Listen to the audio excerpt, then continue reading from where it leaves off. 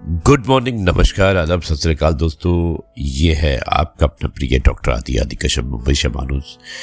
आज रविवार का दिन है। आज का एपिसोड है दिल्ली की आखिरी मेट्रो। एपिसोड नंबर है 2203।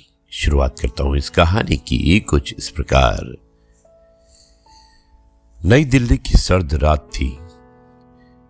कनॉट प्लेस की चमक धमक धीरे धीरे धुंध में खो रही थी। रात के करीब 11:45 बज रहे थे और राजीव चौक मेट्रो स्टेशन पर लोगों की भीड़ कम हो चुकी थी।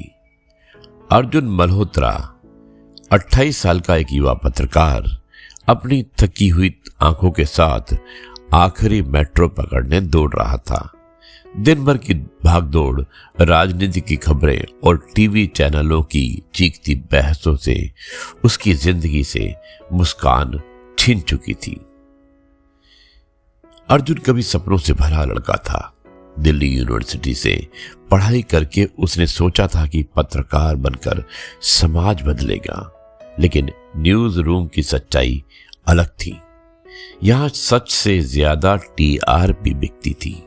उस रात जब वो मेट्रो में चढ़ा तो पूरा डिब्बा लगभग खाली था।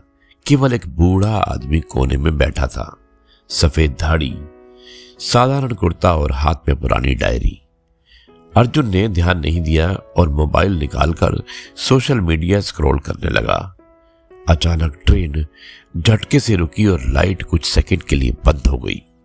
जब रोशनी वापस आई, बूढ़ा आदमी अर्जुन को देख रहा था। बेटा, इतनी जल्दी में कहां भाग रहे हो? उसने मुस्कुराकर पूछा। अर्जुन ने बिना दिलचस्पी के जवाब दिया, जिंदगी की दौड़ है अंकल। रुक गए तो पीछे रह जाएंगे। बूढ़ा हल्का हंसा। दिल्ली में सब भाग रहे हैं, लेकिन किसी को नहीं पता कि मंजिल क्या है और मंजिल क्या है। ये बात अर्जुन के दिल में चुभ गई। उसने पहली बार मोबाइल नीचे रखा। आप क्या करते हैं? अर्जुन ने पूछा। मैं लोगों की कहानियां लिखता हूं, बूढ़े ने अपनी डायरी दिखाते हुए कहा। ऐसी कहानियां जो अखबारों में नहीं छपती। अर्जुन को उत्सुकता हुई। उसने डायरी खोली। उसमें दिल्ली के आम लोगों की कहानियां थी। एक रिक्शा वाला जो रोज भूखे बच्चों को खाना खिलाता था, एक लड़की जो सड़क किनारे बच्चों को मुफ्त पढ़ाती थी, और एक चाय वाला जिसने अपनी कमाई से 5 अनाथ बच्चों की पढ़ाई करवाई। लेकिन ये खबरें तो कभी टीवी पर नहीं आती, अर्जुन ने कहा।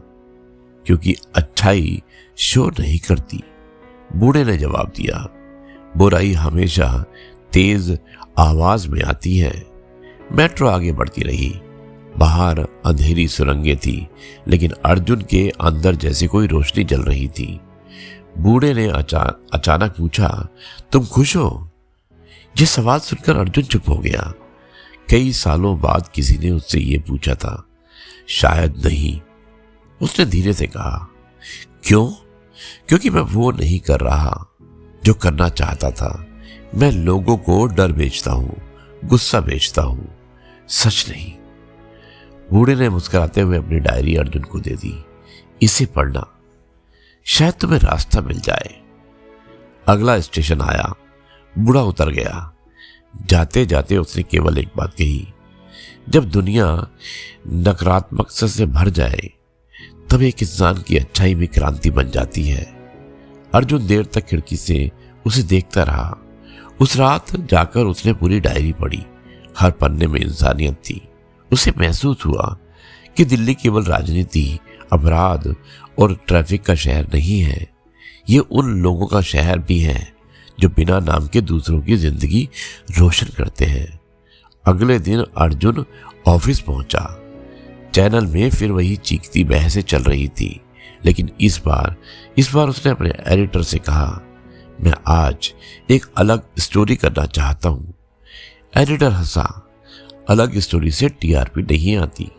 लेकिन अर्जुन नहीं रुका।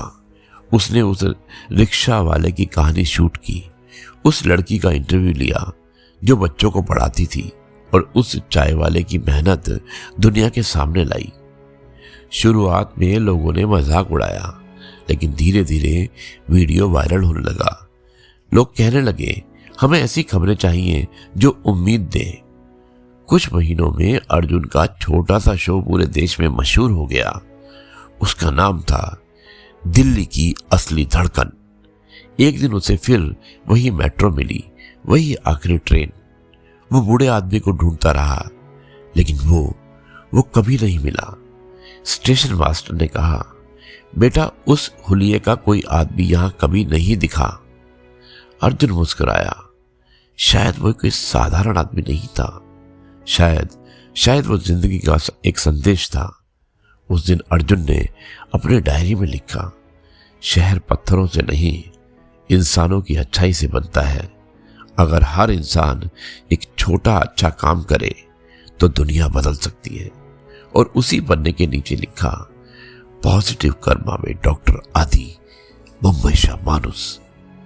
दोस्तों, आज की दुनिया में नकारात्मक खबरें और डर बहुत तेजी से फैलते हैं, लेकिन इंसानियत अभी भी जिंदा है।